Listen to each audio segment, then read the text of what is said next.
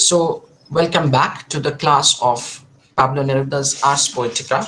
And we were discussing that actually Neruda was using or he was giving a sort of disjointed or fragmentary images to establish his own theory of the art of poetry. Now, after giving his in the images of girls and garrisons and how a poet feels and the feelings of the poet and like that of the of a pregnant woman's devious anguish, he now starts comparing his own sentiments to a widower's grief and that of a humiliated scullion. Now, these particular domestic images are or metaphors are very uncommon domestic metaphors. So here we will read the line. He says that my forehead withered by the rage of a widower's grief for each day of lost life. Oh, for each invisible drop I drink in a stupor. Now, invisible drops actually refers to the emotions that are not visible, like the intoxication of a dream now of a drink. Now when I'm drinking or when I'm having a sort of hard drink, now if the when the intoxication comes, the intoxication is invisible.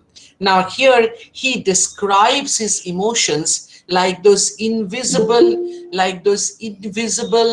uh, uh, moments of intoxication. The emotions are coming, and apart from this he says that my sentiments are just very much disturbed sentiments, like that of a widower whose griefs are his or widower's grief, which are the daily companion of that person who has lost his wife or his companion. Or he compares his feelings like that of a humiliated scullion who has to clean the dishes and other utensils amidst the dirty and ugly things of the kitchen after a party or a big dinner or something like that.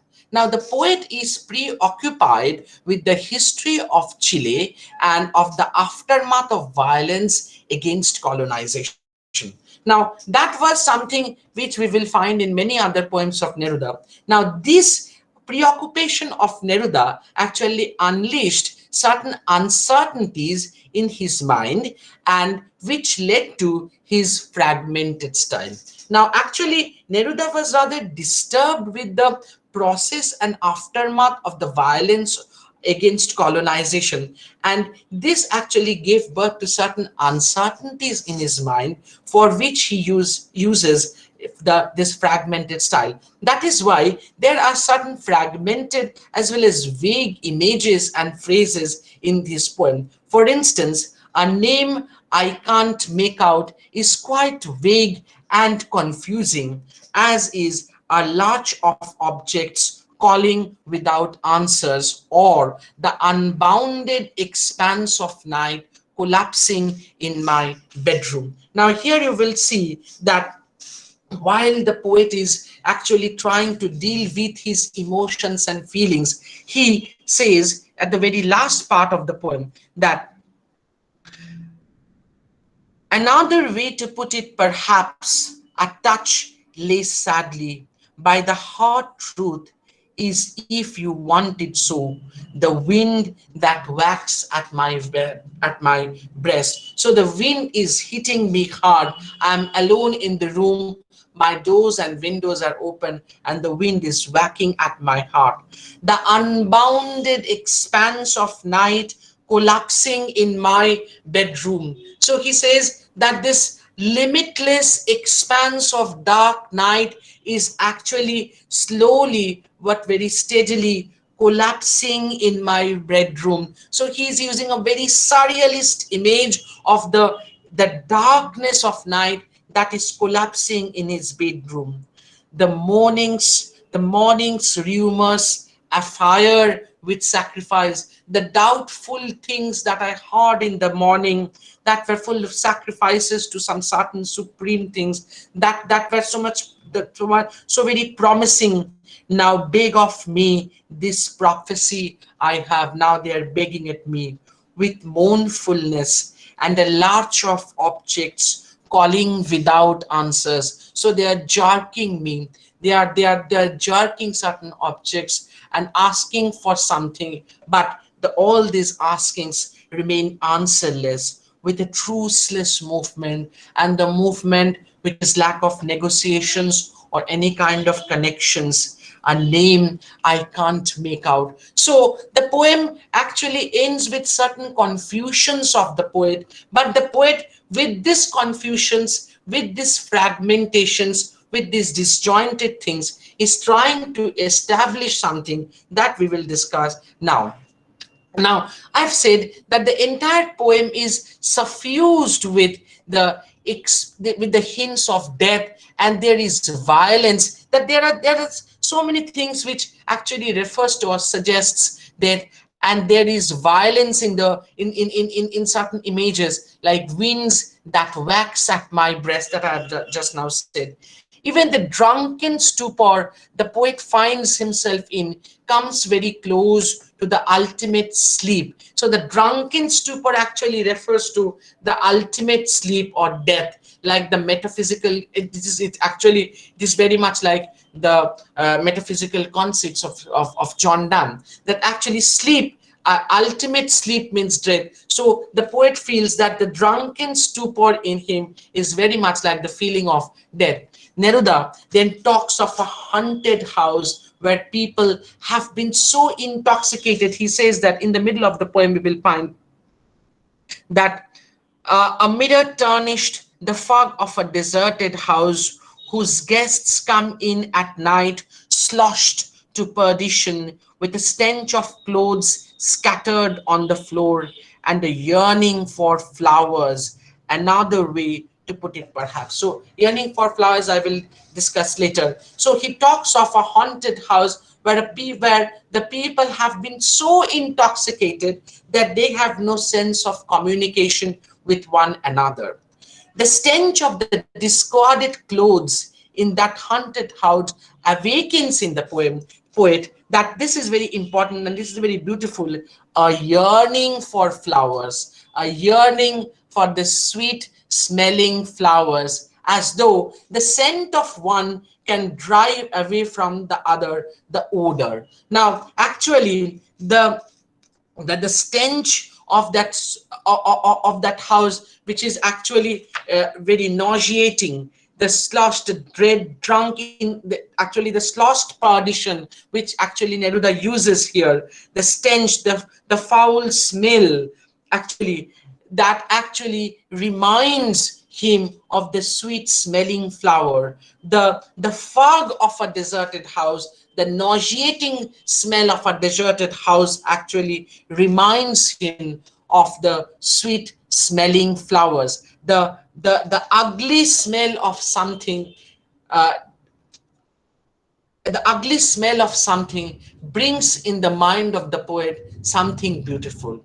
So here we will find that beautiful and ugly things are juxtaposed here. And this juxtaposition gives birth to something creative, something beautiful. Not only beauty or not only the ugly things create something new, but the juxtaposition of the two, the interrelation between the two give birth to our creation. So here he says that the smell, that the fog of the deserted house, the sloshed perdition brings in the mind of the poet the sweet smelling flowers. Okay, away. And similarly, the images of the outside environment entering the house and the night collapsing in my bedroom is reminiscent of the surrealist images where the action of the collapsing house, uh, collapsing points to the general decay and that surrounds the poet. So here he says that the unbounded expanse of night collapsing in my bedroom. Actually, with this kind of surrealist image, the poet is trying to point to the general decay and decadence which is actually surrounded everywhere, which is actually with which he is surrounded. The surrealist influence has been borrowed from the French literature, especially as I've said, Baudelaire, and the nature imagery, the environment outside which actually enters into his room are from the images of Walt Whitman. Now, the poet actually drowns himself in the subconscious of the female dishwasher or the humiliated scullion, as I have said, who is surrounded by the dirtiness of the kitchen in the so-called deserted house. Now, he says that his feelings are like that of a humiliated scullion who is surrounded by the dirty items of the kitchen in the so-called deserted house where so many people have arrived and they are now gone, and they had a party where which was full of sloshed perdition.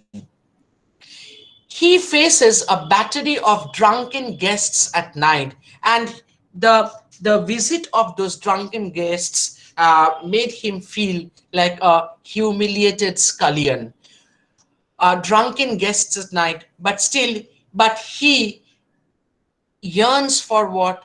The flowers of hope to blossom the next morning. Though he is very much disturbed, battered, and by the arrival of those drunken guests in that house, he dreams of or yearns for the flowers of hope to blossom the very next morning, even in his present state of wretchedness. So, Neruda, though he is dealing with sufferings of the contemporary life and the contemporary time, and he aligns that with the sufferings of the poet who is about to create, he says, once you are able to create something, that means you have the hope to arrive at something beautiful.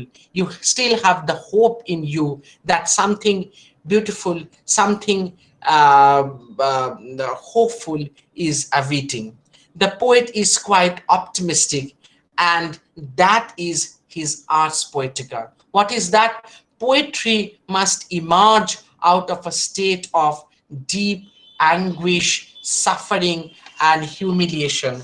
And though it emerges out of this suffering and anguish and humiliation, the poet still has the hope in him or her that something beautiful, something hopeful is waiting, and the next day there will be something beautiful that will come. Thank you.